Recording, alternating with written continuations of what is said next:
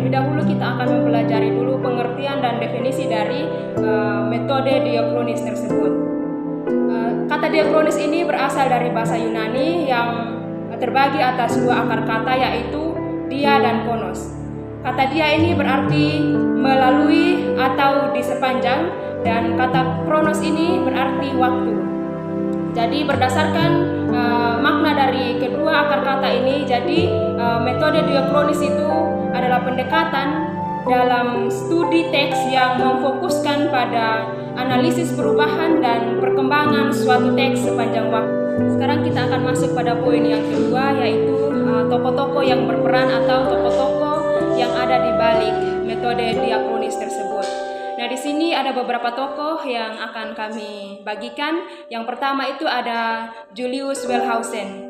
Wellhausen ini adalah seorang tokoh penting dalam pengembangan teori sumber yang memandang bahwa Pentateuk atau 5 kitab Musa itu merupakan hasil dari penggabungan beberapa sumber yang berada dalam periode waktu yang panjang. Walaupun Wellhausen lebih dikenal dengan pendekatannya dalam studi sumber, pandangannya mengenai pembentukan teks juga berkontribusi terhadap perkembangan metode diakronis dalam tafsir Alkitab. Tokoh yang kedua yaitu Martin Noth. Dia adalah seorang ahli perjanjian lama yang sangat berpengaruh pada teori sejarah diakronis. Noth ini dikenal dengan teorinya mengenai Deuteronomistik historis atau sejarah Deuteronomistik. Teorinya ini menyarankan bahwa bagian-bagian tertentu dari kitab-kitab seperti Yosua, Hakim-Hakim, Samuel, dan Raja-Raja mencerminkan satu tradisi sejarah yang terorganisir menurut pandangan teologis tertentu. Jadi pandangan ini memberikan perspektif terhadap bagaimana tradisi sejarah tersebut berkembang dalam periode-periode tertentu. Tokoh yang berikut adalah Gerhard von Rad. Dia ini adalah tokoh utama di balik pendekatan diakronis ini. Dalam karyanya yang berjudul Teologi Perjanjian Lama, ia menekankan pentingnya memahami sejarah perkembangan teks dan tradisi di dalam konteks waktu tertentu. Von Rad ini menganggap bahwa teologi Perjanjian Lama tidak bisa dipahami dengan melihat satu bagian teks saja, tetapi harus dipahami sebagai suatu yang berkembang secara historis. Tokoh yang terakhir adalah Sigmund Mowitzki.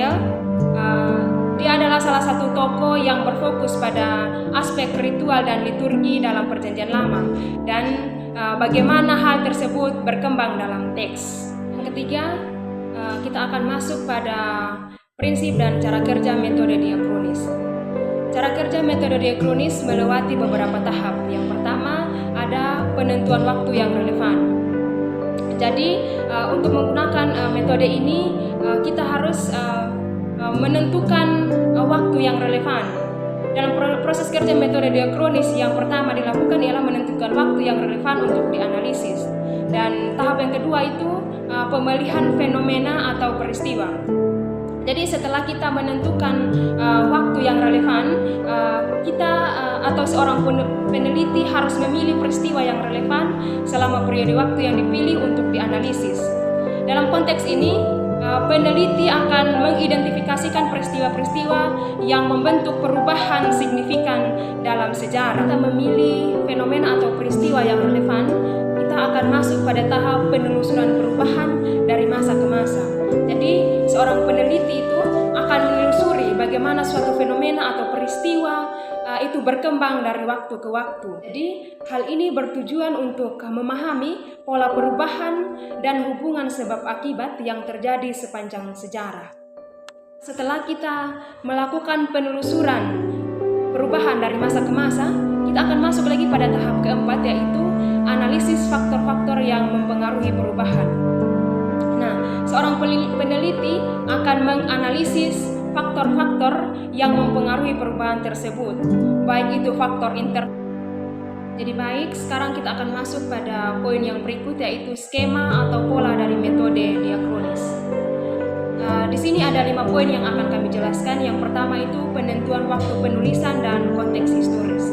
Nah, dalam pendekatan diakronis, penting untuk kita mengidentifikasikan kapan teks-teks dalam Perjanjian Lama itu ditulis dan juga konteks sejarahnya. Dan yang kedua, analisis perkembangan teologi dan gagasan. Nah, metode diakronis juga berfokus pada bagaimana pemikiran teologis berkembang sepanjang waktu. Dan yang ketiga adalah penyusunan dan penyuntingan teks. Dalam tradisi diakronis, teks-teks dalam Perjanjian Lama seringkali dipandang sebagai hasil dari penyusunan dan penyuntingan bertahap. Dan yang keempat, perubahan sosial politik. Perubahan dalam struktur sosial dan politik Israel kuno seperti masa pemerintahan kerajaan atau pembuangan di Babel dan bahkan kembalinya bangsa Israel ke tanah perjanjian itu mempengaruhi cara penulisan dan penerimaan teks Perjanjian Lama. Misalnya pengalaman pembuangan bangsa Israel dari peristiwa ini bisa saja memberi dampak besar pada penyusunan kitab-kitab Nabi seperti Yesaya dan Yeremia yang menekankan tema pemulihan dan harapan. Dan yang terakhir itu adalah interaksi dengan budaya lain. Nah, teks-teks Perjanjian Lama juga dipengaruhi oleh budaya dan agama di sekitar Israel seperti Mesir, Babilonia, dan Persia, sehingga perlu untuk menggunakan metode diakronis untuk menarik makna dari setiap peristiwa yang telah terjadi dalam sepanjang sejarah. Dan kita akan masuk pada poin yang kelima, yaitu kelebihan dan kekurangan dari metode diakronis. Kelebihan dari metode diakronis ini ada 3. Yang pertama itu dapat memahami proses historis. Yang kedua, dapat menganalisis secara mendalam. Yang ketiga, dapat mengungkapkan perbedaan dalam tradisi. Dan kelemahannya itu ada 2, yaitu yang pertama kesulitan menentukan sumber asli, dan yang kedua itu penafsir yang terlalu sejarahis. Kita akan masuk pada poin yang terakhir, yaitu contoh dari metode diakronis tersebut. Nah, di sini kami mengambil contoh tentang penerapan metode diakronis terhadap analisis kitab Pentateuch atau 5 kitab Musa. Menurut teori dokumenter, ada 4 sumber utama yang membentuk Pentateuch, yaitu Yahwis, Elohis, Deuteronomis, dan Pris. Dari masing-masing sumber ini diyakini berasal dari periode yang berbeda dan mencerminkan pandangan teologis yang berbeda, sehingga ketika melakukan penelitian tentang hal ini, seorang peneliti dapat menemukan makna atau proses.